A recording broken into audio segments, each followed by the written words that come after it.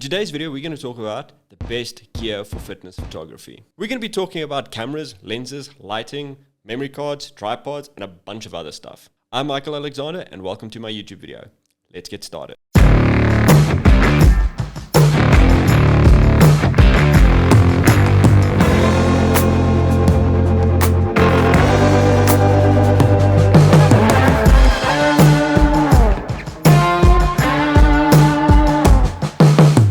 What's up guys, Michael Alexander here and welcome back to another YouTube video. Today we're going to talk about what is the best gear for fitness photography. Now let's make this video completely null and void right from the start.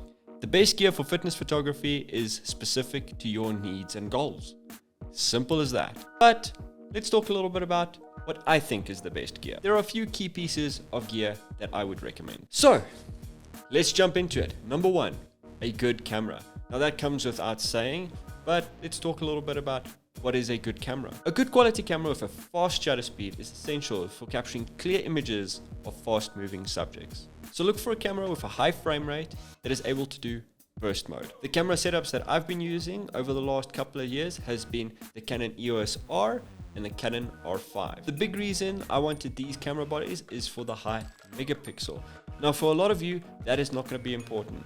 But I focused a lot on doing commercial fitness photography, which requires me to produce images that will be able to be blown up for advertising purposes. So, do I recommend that you get something like the R5? No, I definitely do recommend going more to the EOS R. That is a fantastic camera and will definitely get you going. Something to also keep in mind is having a camera body with dual card slots. Now, the Canon EOS R does not have a dual card slot, but the Canon EOS R5 does. However, the one card slot is an SD card slot and the other card slot is a CF card slot. I would have preferred it to be the same type of memory card. But if I had to recommend you to buy a camera right now, I would recommend cameras like the Canon EOS R, the Canon EOS RP, or the Canon R6. Now, unfortunately, I cannot recommend you any other camera brand as I am mainly a Canon user and I am unfamiliar with any other camera brands. Alright, so number two. Number two is very important to me because as a beginner, I thought it was all about camera bodies. And now in my adult life, I know it's all about the camera lenses. So number two is lenses. Straight off the bat, the lens that I would recommend is the 70-200. Any lens with a long focal length is very important to have if you are looking to get into the fitness photography realm. But if you're starting off and you are doing a mixed genre of photography, I definitely recommend the lens more like the 24-70 as that it will be a very nice all-rounder lens for you. But this is a video about fitness photography. The reason I would recommend a lens with a long focal length is so that you are a little bit more versatile and have the ability to zoom in closer to the subject when you are not able to get closer physically. For instance, where this would be important is at a sporting event where you are not allowed to cross a barrier, but you still want to get the expressions on the subject's face. But if you're shooting more like me, when the commercial realm or the glamour realm, I would recommend something like the 85mm, but also the 70-200. Anything with f2.8 or lower aperture. Now for number three. Number three is a piece of kit that I use quite often for shooting video, not so much for photos, but it's always very important to have one, and that is a tripod. Now, I'm just gonna rattle off the basic description of what a tripod does. So here we go. A tripod can be useful for stabilizing your camera for you to be able to take sharp images. Quite often, you are required to be more versatile than that and not able to put down a tripod in one space and shoot from there. But in key moments for creating more unique images with a slower shutter speed, I definitely recommend a tripod to keep your camera steady as you're looking to add motion blur of the subject, not from your handheld motion. And with very long focal length, handheld motion gets very exaggerated. So a tripod is definitely a must, although you're not going to be using it as often as you think. Alright, piece of kit number four that I recommend. Artificial lighting.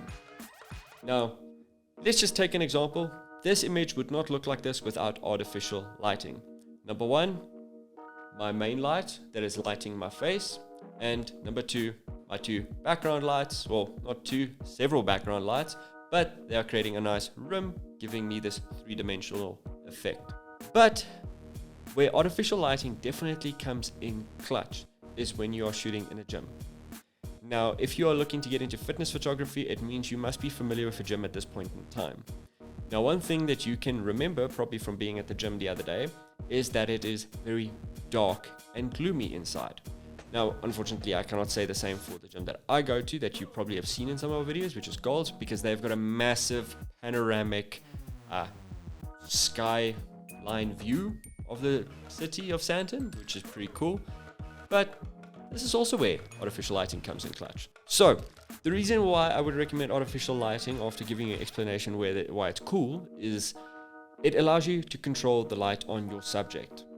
Now, for case point number one, when you're in a very dark and gloomy space, your subject's going to look very flat because everything is going to be in shade, shadow, or darkness. So this is going to be very handy to have artificial light being able to light up the certain features of your fitness model. For instance, if they are very shredded, you're going to be able to see the striations on their muscle and the definition of their body. Next up, number 5, memory cards. Now, I know this is a very stupid one, and in my opinion, it is a very stupid one, and I get very frustrated when people say it. But luckily not me, but somewhat recently, we went and did a fitness shoot at a high intensity interval training event, and the other photographer forgot these memory cards. Now, luckily, he still had the one that was available inside of his camera, so we just had to be very, very careful with the shots. But that also causes you to miss shots because now you're being way more considerate of what photos you're taking, similar to film days. So definitely always have your memory cards and a lot of memory cards with you. Something to also note about memory cards is you might want to look for memory cards of high writing speed. When you're shooting very fast moving sport events and you are constantly in burst mode, your camera might slow down because of a very slow writing speed. And you don't want that because that will cause you to miss certain moments. So I recommend something that is at least 250 megabytes per second. That will be sufficient enough for you to shoot. And I also recommend something with 128 gigabytes worth of storage. That will also allow you to shoot for a long period of time and very unlikely fill up a whole SD card. All right. Last but certainly not least, storage or protective storage. More often than not, you are going to find yourself shooting in very harsh locations outdoor. It will definitely help you to have a storage case that is a little bit more robust than just a simple camera bag. Now, I know this will not be an option for a lot of people, and sometimes a storage case will be cumbersome, especially if you're a one-man band. But considering that you have a lot of money that you are carrying with you, it makes sense for you to try and protect that the best way possible. In addition to these basic pieces of equipment, there are many other accessories and tools that can be useful for fitness photography, such as lens filters, remote triggers, and even a 5-in-1 reflector. As you gain more experience, you can start experimenting with different gear and find out which pieces of equipment works best for you. But before we go, guys, I would like to point you down to the description down below. If you guys are interested in getting into fitness photography, I have 20 Lightroom presets currently on sale for you to go check out. And the 20 Lightroom presets are divided in 2 categories, natural light and off-camera flash. Now, if you buy the combo pack, you can also get 2 extra presets that will help speed up your workflow. So definitely check that out. But with that all said and done, guys, hope you guys enjoyed this video. If you have any questions, comments, or even just some tips that you'd like me to see or talk about, leave it in the comments down below. And if you haven't already, maybe give us a thumbs up. It definitely helps the algorithm and it helps push these videos up to the top so that YouTube actually thinks people watch them.